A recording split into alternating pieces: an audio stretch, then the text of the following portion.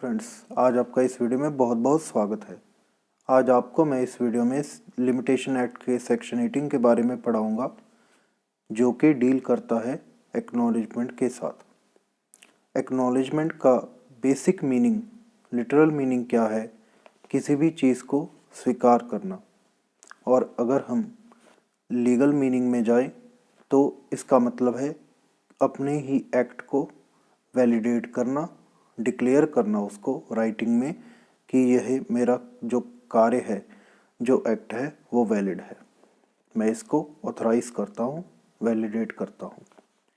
और सेक्शन 18 हमें ये बताता है कि लिखित रूप में एक्नॉलेजमेंट का होना लिमिटेशन पीरियड पर क्या इफ़ेक्ट डालेगा।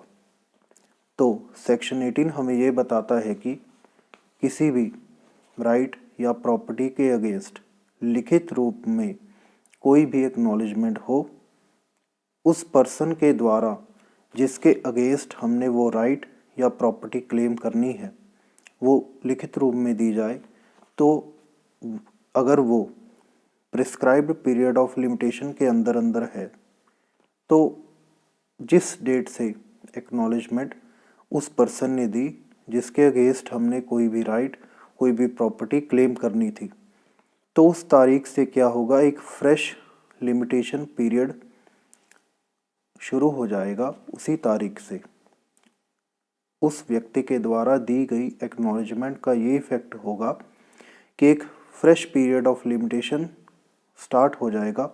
उसी तारीख से जो लिमिटेशन एक्ट में हमें शेड्यूल में बताया गया है, जो भी लिमिटेशन पीरियड है, वो उस तारीख से लागू होगा जिस तारीख से वो एक्नॉलेजमेंट हमें दी गई हो, बशर्ते वो जो लिमिटेशन पीरियड पहले बताया गया है एक्ट के द्वारा, उसके समय सीमा में ही वो एक्नॉलेजमेंट दी गई होनी चाहिए।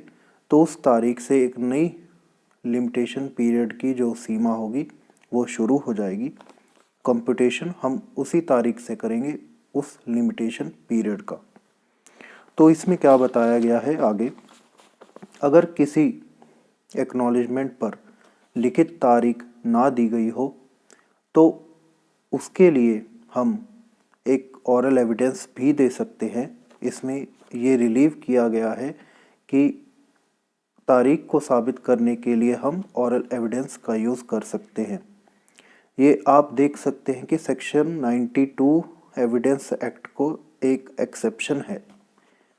सेक्शन 92 में हमें स्पेसिफिकली ये बताया गया है कि जो भी चीज़, कोई भी फैक्ट्स हों जो कि ज़रूरी हैं कि वो लिखित रूप में ही होने चाहिए, कोई भी कानून ये बांधता हो कि कोई भी चीज़ लिखित रूप में ही होनी चाहिए, तो उसके अगेंस्ट ऑरल एविडेंस नहीं दिए जाएंगे। पर सेक्शन 18 हमें ये रिलीव करता है कि हम अगर डेट एक्नॉलेजमेंट पर ना दी गई हो, ना लिखित हो, तो उसको साबित करने के लिए ऑरल एविडेंस दे सकते हैं। पर एविडेंस एक्ट के सारे रूल्स होंगे वो उस पर बाध्य होंगे, लागू होंगे।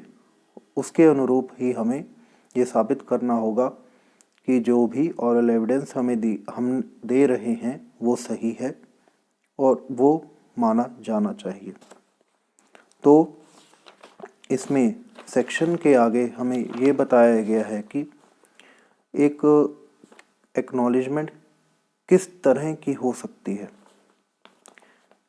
एक्नॉलेजमेंट के टाइप बताए गए हैं कि किस किस तरह की एक्नॉलेजमेंट हम सही मान सकते हैं, उसकी प्राप्ति, उसको अलेज करना सही होगा। एक एक्नॉलेजमेंट में अगर जो राइट है और प्रॉपर्टी है उसकी एग्जैक्ट नेचर बताई गई हो या ना बताई गई हो, पेमेंट का टाइम बताया गया हो या ना बताया गया हो, पेमेंट, डिलीवरी और परफॉर्मेंस, किसी भी चीज़ की परफॉर्मेंस और डिलीवरी जिसकी अगर प्रॉपर तरह से उस एक्नॉलेजमेंट में जिक्र ना किया गया है, या कब तक उस चीज़ की एंजॉयमेंट जो कि पर्सन एक्नॉलेज कर रहा है कब तक वो कर सकता है, ये भी बताया ना गया हो, तब भी वो एक्नॉलेजमेंट जो कि रिटन फॉर्म में है वो सही होगी। या जिसमें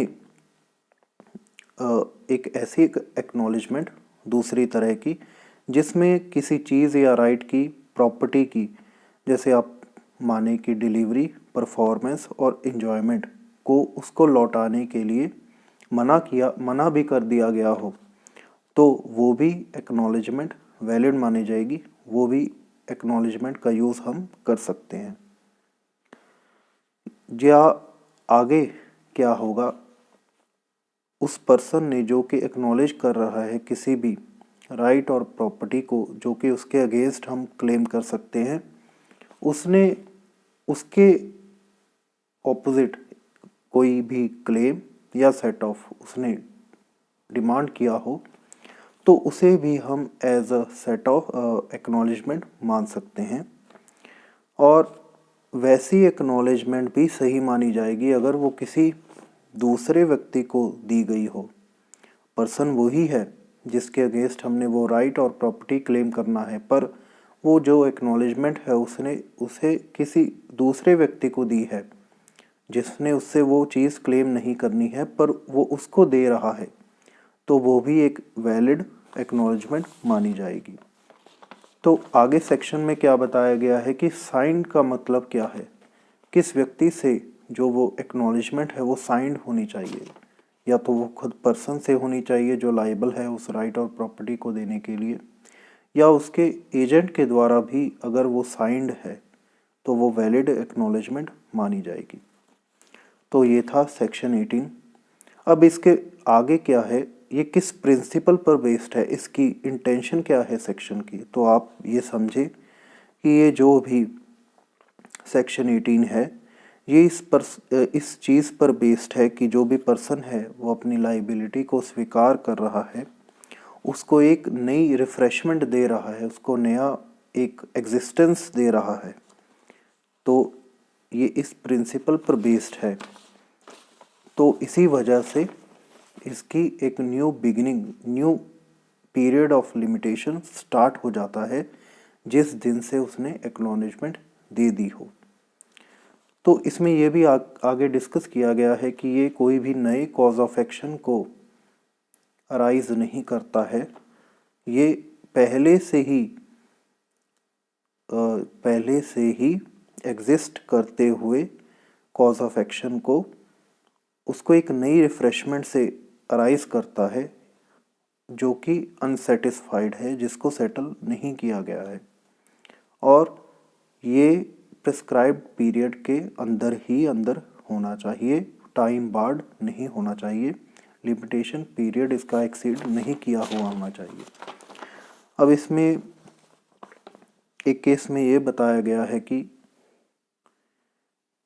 ये ज़रूरी नहीं है कि एक्नॉलेजमेंट पे ये लिखा गया हो कि वो उसकी जो देनदारी है, जो भी पर्सन की लाइबिलिटी है जिसके अगेंस्ट हम राइट और प्रॉपर्टी क्लेम करेंगे, उसको ये मानना ही होगा कि मैं इस चीज़ का देनदार हूँ। ज़रूरी नहीं है, उसकी एक्सेप्टेंस और रिफ्यूज़ल दोनों ही हो सकते हैं। दोनों ही केसेस में उसकी जो एक्नॉलेजमेंट है वो वैलिड मानी जाएगी, उसका हम यूज़ कर सकते हैं। रिफ्रेशमेंट ऑफ लिमिटेशन पीरियड के लिए हम इसे यूज़ कर सकेंगे। अब इसके आगे कुछ और पॉइंट्स है कि वैलिड एक्नॉलेजमेंट के लिए क्या क्या इंग्रेडिएंट्स नेसेसरी हैं। तो पहला तो ये है कि ये प्रिस्क्राइब्ड पीरियड के अंदर ही होनी चाहिए, चाहे वो लास्ट डे पर ही क्यों ना हो। लास्ट डे पर भी अगर वो पर्सन अपनी लाइबिलिटी को एक्नॉलेज करता है तो एक नया लिमिटेशन पीरियड स्टार्ट हो जाएगा। अब ये लिखित रूप में ही होनी चाहिए, इसकी हम ऑरल की कोई वैल्यू नहीं है। ऑरल बेसिस पर हम ये नहीं अलज कर सकते कि ये पर्सन अपनी लाइबिलिटी को एक्नॉलेज कर रहा है। अब इसके बाद क्या है, ये उस व्यक्ति के द्वारा या उसके एजेंट के द्वारा साइंड होनी चाहिए। साइंड होना ज़रूरी है क्योंकि तभी ये माना जाएगा कि वो जो भी राइटिंग का जो भी मैटर है वो ये एलेज कर रहा है कि हाँ, इसे मैं सही डिक्लेयर करता हूँ, वैलिडेट करता हूँ। या तो ये उसी पर्सन के द्वारा साइंड होनी चाहिए या उसके एजेंट के द्वारा भी अगर साइंड है तो ये वैलिड मानी जाएगी। ये किसी भी प्रॉपर्टी या किसी भी राइट के अगेंस्ट ही होनी चाहिए। स्पेसिफिक हो सकती है, डिटेल्ड भी हो सकती है, पर इसमें एक कहने का अर्थ ये है कि ये प्रॉपर्टी और राइट को अलेज करती हुई होनी चाहिए। इस पर कुछ ना कुछ उसका जिक्र होना चाहिए, वेग नहीं होनी चाहिए, किसी भी तरह से ये खाली नहीं होनी चाहिए। आप इसे ऐसे मान सकते हैं। तो हमें ये कुछ ना कुछ आइडिया देती हो, ये किसी पर्टिकुलर राइट और प्रॉपर्टी के अगेंस्ट हमें बता रही है। उसी पर्सन जो अलेज कर रहा है, इसे एक्नॉलेज कर रहा है, उसकी कुछ लाइबिलिटी है किसी भी प्रॉपर्टी और राइट के अगेंस्ट किसी पर्सन को देने के लिए, वो लाइबल है। तो ये हमें एक्नॉलेजमेंट से हमें ये पता लगना चाहिए। तो ये था पूरी वीडियो सेक्शन 18 पर बेस्ड थी। आई होप आपको ये अच्छे से समझ आया होगा। आपका वीडियो को देखने के लिए बहुत बहुत शुक्रिया।